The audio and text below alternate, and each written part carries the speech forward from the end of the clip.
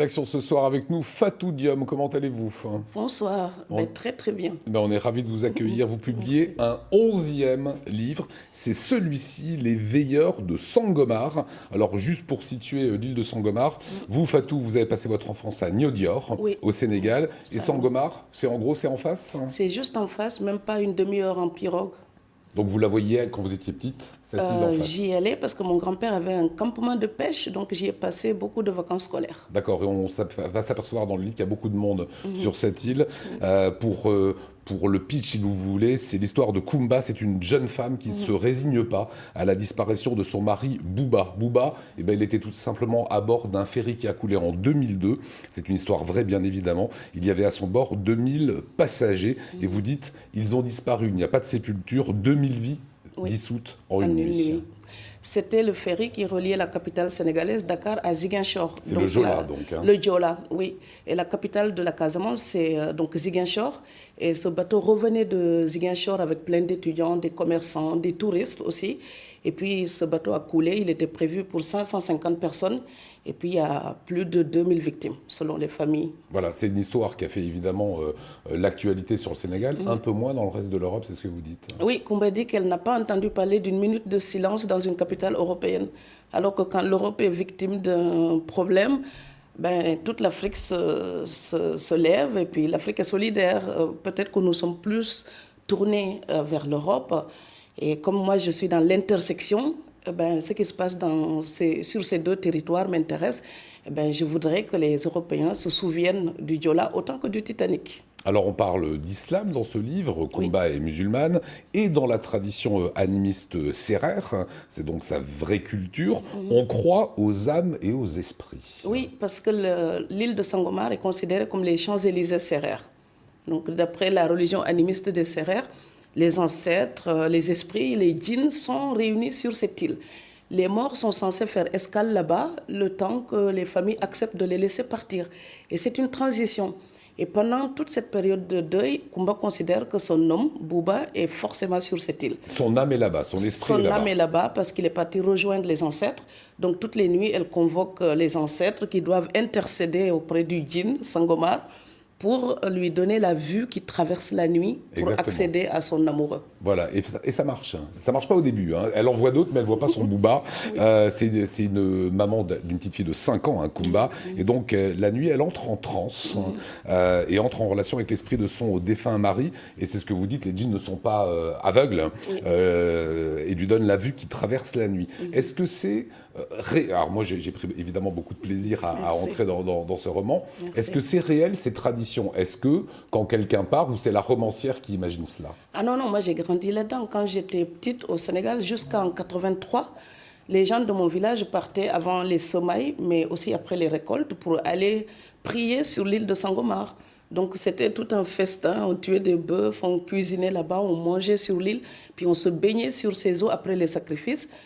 C'était très festif, c'est une religion écolo aussi, en fusion vraiment avec la nature. Et on considérait que nos ancêtres étaient là-bas, qu'ils pouvaient nous écouter, nous donner la pluie.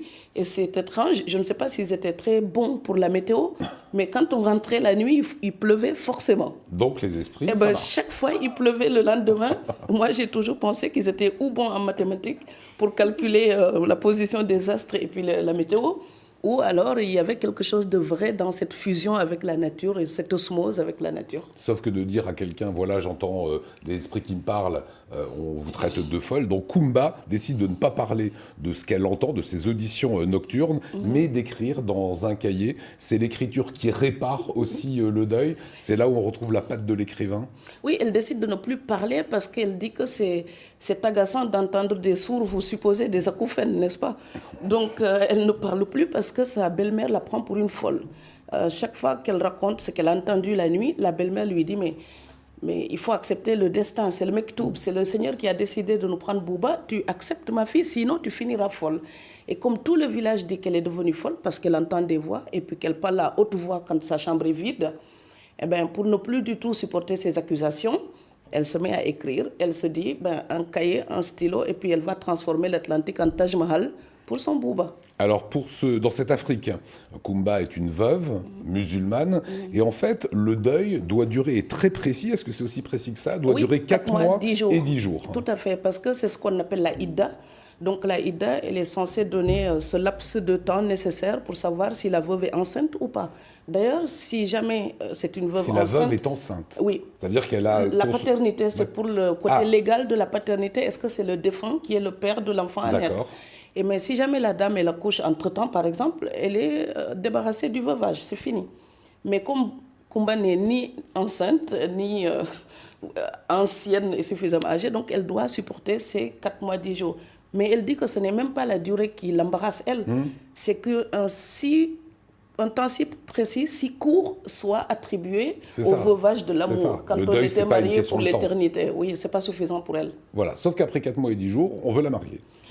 Avant même les 4 mois et 10 jours, il y a les tractations sociales, il y a les messagers qui viennent la courtiser en quelque sorte pour la marier soit avec un cousin choisi par sa mère ou alors le lévira, c'est-à-dire Alors j'ai découvert ça, le lévira, je ne savais pas ce que c'était. Connaissez-vous le lévira, mesdames? Pas du tout. Alors c'est une sorte de mariage qui est vraiment inscrit dans les traditions. À la fois juive et musulmane aussi d'ailleurs. Le lévira, c'est épouser un membre de la famille du défunt. En général, le petit frère ou le grand frère du défunt. Son mari est mort, on épouse le frangin. Voilà, et c'est pour garder les enfants traditionnellement. C'était pour garder les enfants dans la même famille, donner une protection sociale à la mère et puis aux orphelins. Mais moi, ce que je dénonce, ou ce que Kumba dénonce dans ce livre, c'est que le lévira, quand c'est une dame âgée, avec des enfants grands, par exemple, personne n'en veut. Mais quand c'est une jeune veuve pimpante et très attrayante, tout le monde se bat pour l'épouser et tout de suite. Voilà, et elle ne deviendrait que la deuxième ou troisième femme. C'est ça, en l'occurrence, là, c'est la troisième de son beau-frère. Oui, parce que le beau-frère a déjà 2 épouses qui commencent à montrer les dents, d'ailleurs, quand la belle-mère essaie de trafiquer ce couple. Et je dis que la polygamie, ce sont souvent les mamans qui poussent leur fils à épouser une autre épouse. Là, elle considère sa belle-fille, la jeune veuve, comme un investissement parce qu'ils ont dépensé beaucoup d'argent pour son mariage et les noces n'ont pas duré. Ce n'est que 2 ans de mariage. Elle considère cela comme une perte. Donc, elle préfère que la fille soit récupérée par le beau-frère. Alors, vous parlez également de cérémonie du dévoilement, c'est quoi? Alors, la cérémonie du dévoilement, c'est la fin du veuvage. Et la dame, elle va déposer ses habits amples et blancs qu'elle a portés pendant 4 mois, 10 jours. C'est-à-dire que pendant tout le temps du veuvage, Kumba ne doit porter que des habits très larges. Elle doit cacher sa morphologie. Elle est tout le temps recueillie et dans la prière. Donc je dis qu'elle a le sex appeal d'un céphalopode avec ces robes-là. Donc elle est camouflée finalement. Elle est très discrète, elle est rentrée. Et la cérémonie du dévoilement, on vient faire une fête, presque la fin des obsèques. Et tous les proches viennent faire un déjeuner, puis une journée de prière. Et là, elle a le droit de porter de nouveau des habits normaux et retrouver sa vie sociale. C'est un constat que vous faites aussi sur la vie sénégalaise, la culture sénégalaise, la vie au quotidien sociale. Les femmes, c'est le poids des traditions, c'est la place hypocrite de la religion. Est-ce que tu as fait des 5 prières?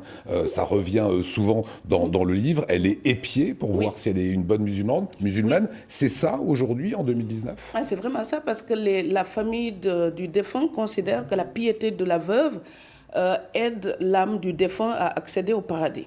Donc, alors, dans le livre, je dis que Kumba sait que ne pas appliquer ces règles-là, ça lui vaudrait l'enfer, mais avant le jugement divin, parce que les humains s'en chargeraient. Et donc, on la surveille, sa belle-mère lui demande toujours, en fait, c'est une horloge, la belle-mère, elle lui dit tout le temps, il est l'heure de prier, tu es encore en retard, réveille-toi. Donc, même tôt le matin, elle doit se lever pour prier, alors que son mari était laïque, et qu'elle-même était laïque, qu'il n'était pas du tout pratiquant, mais en son nom, on lui impose une rigueur religieuse qu'elle n'a jamais connue. Vous êtes sénégalaise, hein, vous avez vécu à Niodior. Est-ce que cette rigueur de l'islam, de la religion... elle est récente. Elle est récente. Oui, moi, je ne l'ai pas connue. Et quand même, j'ai grandi là-bas, vraiment, et je ne l'ai pas connue. C'était beaucoup plus détendu. Et mon grand-père ne m'a jamais imposé quoi que ce soit. Et puis, il était très détendu avec les religions. Il y avait un côté œcuménique.